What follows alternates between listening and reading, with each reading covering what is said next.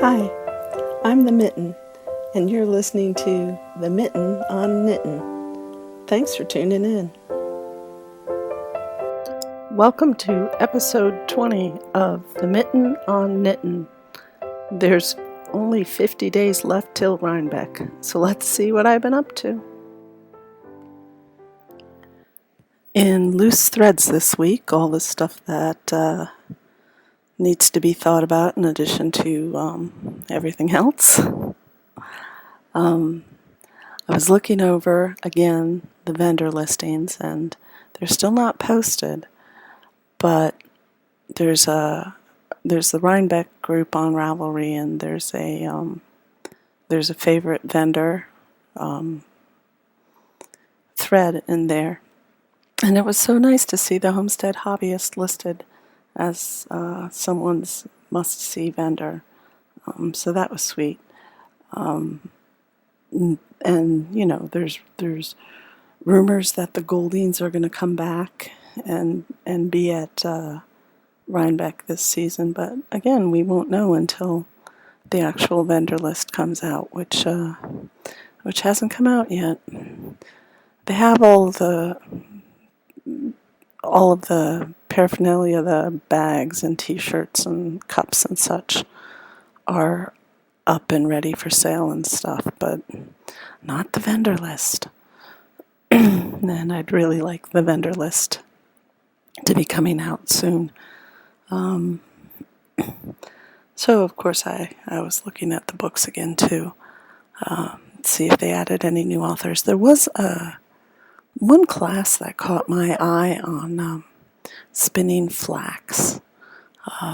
The woman who is going to be teaching it put up a little link to a video about harvesting the flax and how they soak it until it turns rotten and soft before you can extract the flax fiber. So that was kind of cool, but again, still waiting for the vendor list. So hopefully that'll be coming up soon. What's fit in the mitten this week? It did get a little hot at the beginning of the week, so socks.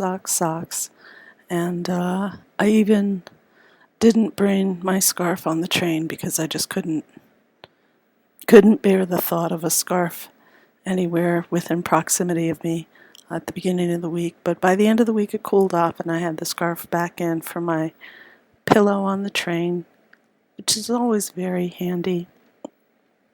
But that was it. There was no sweater, no shawls, no mittens.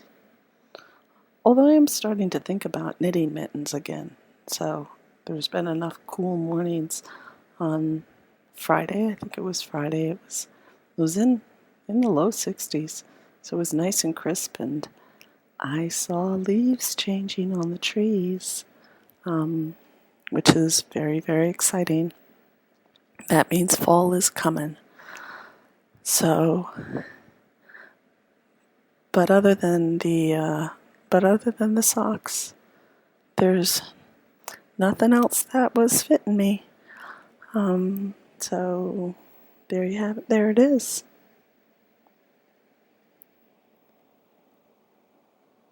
What have I been knitting? I've been knitting the sweater, working on the Rhinebeck sweater. My goal from last week was to get the back done. I finished the back. I started the left sleeve, and so far it seems as if it's going to be fitting me nicely for Rhinebeck.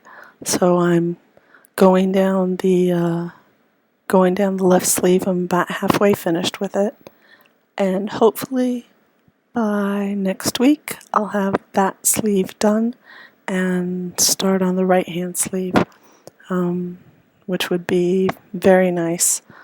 And then after that, of course, is the button band and sewing on buttons and blocking and everything. I'm trying to decide. It's a cranberry colored sweater, So I'm trying to decide what color buttons I want on it. I was thinking tortoise, the tortoise shell, the colored buttons. I do have some, so I think I have enough. I'll be checking that tonight. But it's time to start thinking about buttons. Fortunately, I do work in Manhattan, so it's not a big deal. Well, it is a big deal, but it's not a huge deal for me to go and run and get buttons during lunch hour. Just zip on down to Midtown. So, buttons, yes. But this week, it's all about the sleeves, and want to make sure that I get the length of the sleeves done properly, and the cuffs. I like a nice cuff because I'm kind of hard on my clothes. So I want at least a 2-inch cuff, if not maybe a little bit longer, because I know I put a lot of wear and tear on that. So I want it to be ribbed there so it'll be extra durable. And that should be nice. So pretty pleased about that. What have I been spinning this week? Nothing. I have the Rambouillet up to wash, but out to wash, but I haven't washed it yet or carded it or anything. So I haven't been spinning anything, which is just fine. I'm not concerned or in a rush about anything there. I think finishing off the hip strings buoy and the rip and shawl, I'm kind of feeling comfortable with where I am, and I just really want to focus on knitting, on getting that sweater done, and I'm pretty happy with that. So that's that for spinning.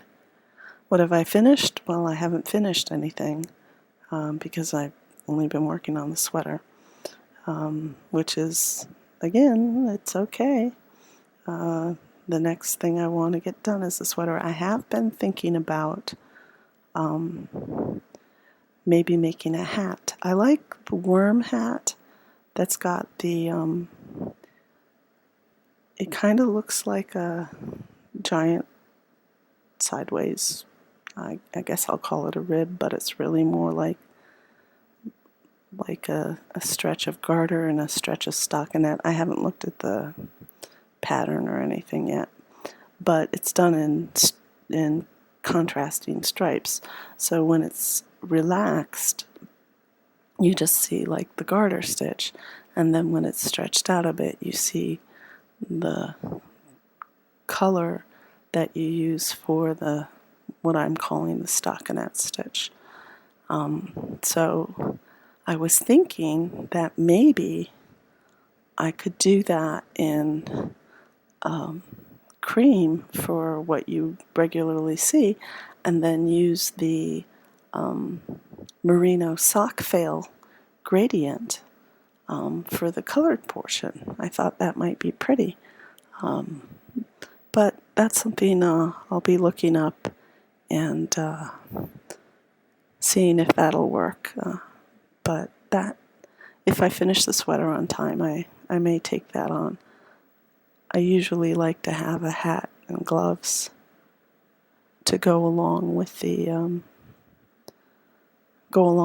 at Rhinebeck. I do have nice ones, of course, already knit that I could totally wear, but maybe something new would be nice. And if I have time, perhaps I will take that into consideration. Oh, who am I kidding? I'm totally considering it. And once the sweater is done, everything else is ice cream with hot fudge sauce on top, right? So maybe, probably.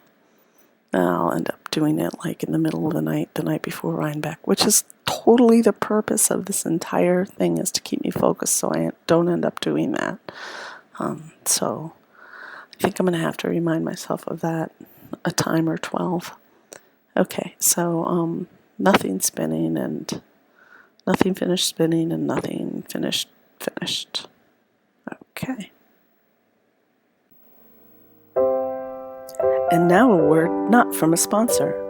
Yarnitecture, the newest book from Jillian Moreno, is 240 pages of planning and building tips and techniques, from the exploration of fleece, bats, and roving through drafting, plying, and finishing.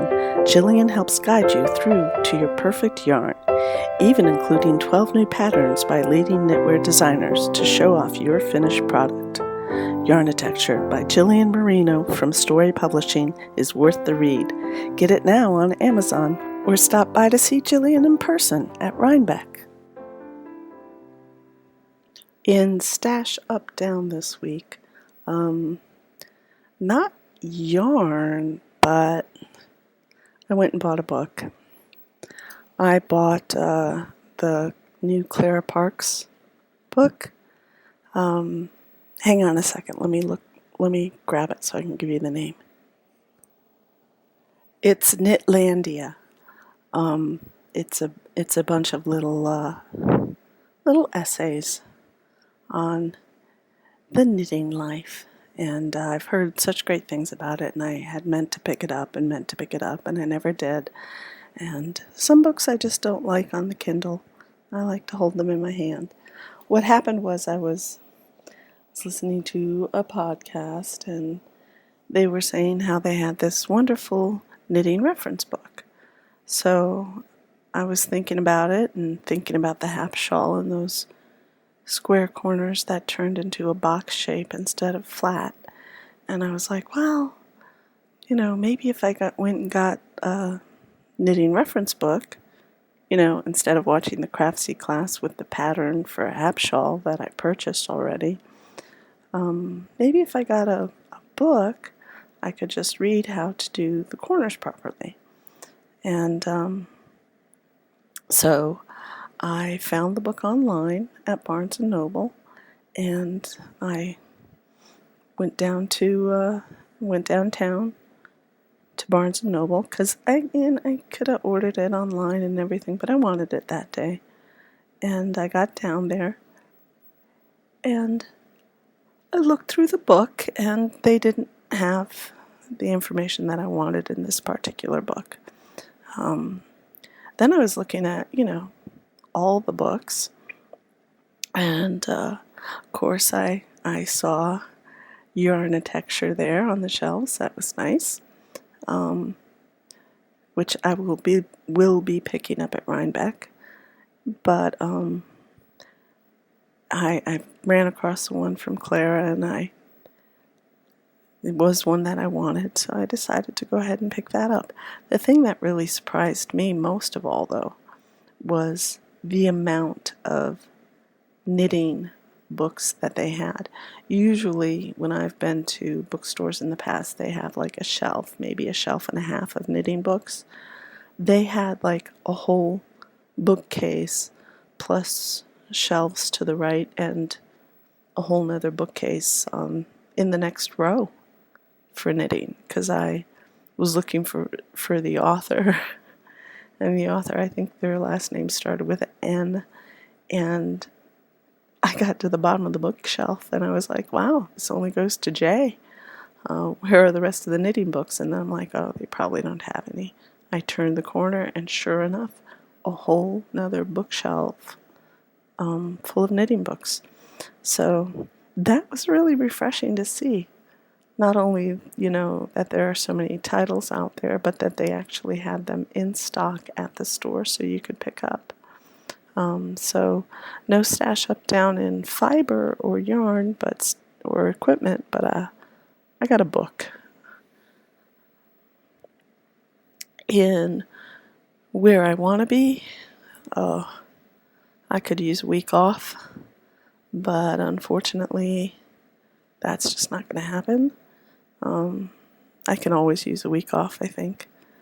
So, I don't know where I want to be. I'm just gonna, I want to be going to work and coming home and going to work and coming home, and just have a nice, steady, calm week. that's where I want to be. In Grabby Paws this week, though, I've been looking at fiber. And the Inglenook Fibers had an update, and I was looking at that, and it looked so, so pretty. And I was very, very tempted to go ahead and purchase from them. But I didn't, because I reminded myself that I need to save up for Rhinebeck. And then there was another fiber update this week. I'm blanking out on who it was. But they had this gorgeous robin's egg blue roving, which I thought would be just lovely. And I put it in my cart in Etsy, and it was sitting there. And today I almost caved. I went back, and somebody else had bought it. So I've just been really looking at fiber and kind of dreaming little dreams of having more fibers. But I think, I really need to focus on yarns because I do have a lot of fiber, and I more often than not say, I didn't spin this week, but I knitted. So maybe I need to spend more time focusing on what kind of yarn I want to have and realistically how much am I spinning versus how much fiber I'm going to get. Because it always seems easier just to get the fiber. So that's that for Grabby Paws. In dough this week, I was working on the sweater, so it's got that chevron panel on it, so there were a couple of knits that should have been purls and a couple of purls that should have been knitted. And when I was finishing up the front, there was a ladder down for the cable, and then my personal favorite on the back. I started working on the back, and they had a decrease because you're decreasing for the armhole, and so I was working the decrease, except once again the arrogant knitter didn't bother to really read the directions, so I did a decrease once every row instead of at each end. So that was 4 rows of the back that had to be ripped out and redone. But my personal favorite dough for the week, I think, was the one that made it to Instagram. That was where I finished the back, and I was so happy. It was done. And I went to take a picture of it, and I noticed I dropped a stitch, and I had already bound off. So, fortunately, when I bind off, I leave a good couple feet of yarn as a tail when it comes to the sweater, because I use those to sew up the shoulder seams. So I didn't have a problem of not having enough yarn, but I did have to pick back the bind off till I got above the dropped stitch and then use a crochet hook to bring the stitch up. And it was just like kind of unbelievable to me that I had dropped a stitch and then bound off and didn't even notice it. But it's all fixed, and I started on the sleeve, so yay. In where I'll be, next Saturday, I'll be at the Dutchess County Fair demoing spinning. I'm still trying to decide whether to bring my wheel or bring drop spindles. The drop spindles I like to bring because I can show people how to use them and they can try them out and everything. I have the ones that I use for classes for that, so that's kind of fun. But on the other hand, I'm usually the only one with the drop spindle, and everybody else has their wheels, and I feel kind of pokey and slow with my little drop spindle. So I haven't really decided. Mr. Mitten thinks I should bring the drop spindle because he comes with me, and he has a good time talking to people about fiber, which kind of cracks me up. And it's a little scary, the amount he knows, but he likes it when people stop by and they learn how to drop spindle. It's nice. So I'll probably end up bringing the drop spindles, and I've done it every year, so why change now? Plus it's easier to transport. But that's where I'll be. I'll be at the Dutchess County Fair. And there you have it. So now it's time for questions. And I did get a question in. And hang on a second, I'll go fetch it. Our question this week is from Kath. Thank you, Kath, for sending in a question. She writes, Dear Thee, like the mitten, I've been knitting diligently the socks for my dear husband for days. Every time I am finished for the day, I measure them to see how much further I have to knit before I start the heel. And every day, my ruler shows that I have 2 more inches to go. At first, I didn't think anything of this. I chalked it up to mismeasuring, or me not paying attention.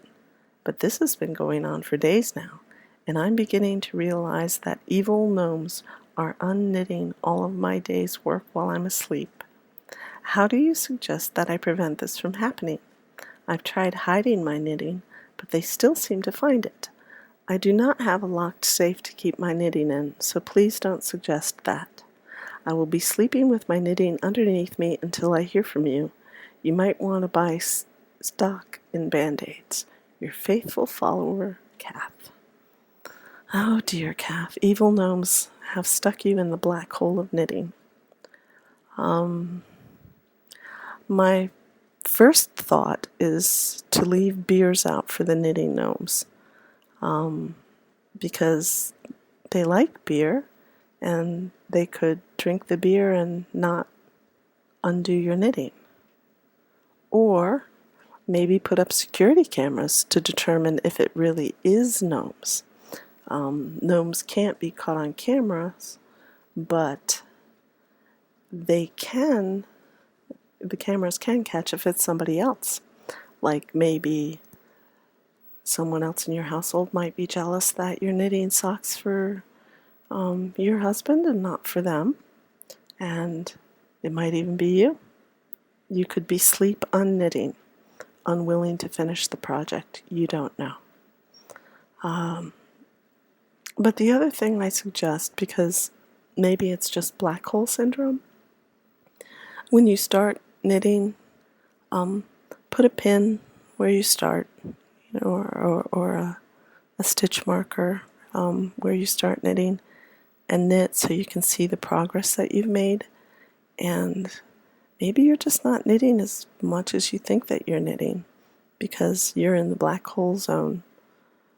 Or maybe you are knitting as much as you think that you're knitting, but you're scrunching it up when you go to measure it on the ruler, making it seem as though you're not knitting as much as you're knitting. So those are my suggestions, but the pin, I find, especially with socks, especially with somebody's monster socks, that it really helps me if I put in a little stitch marker on the first stitch where I start knitting for the day, so I can see that I'm actually making progress in the knit, especially on the monster socks, because they're so big and I don't think they're ever going to end. So it makes me happy when I see that I've actually knit an inch or so, knowing that I only have several more feet to knit. So I hope these suggestions are helpful, and I thank you for submitting a question, and I hope you're having a really great day. Alrighty. Thanks for joining us this week. We hope you enjoyed the show, and we'll talk to you next week. Bye.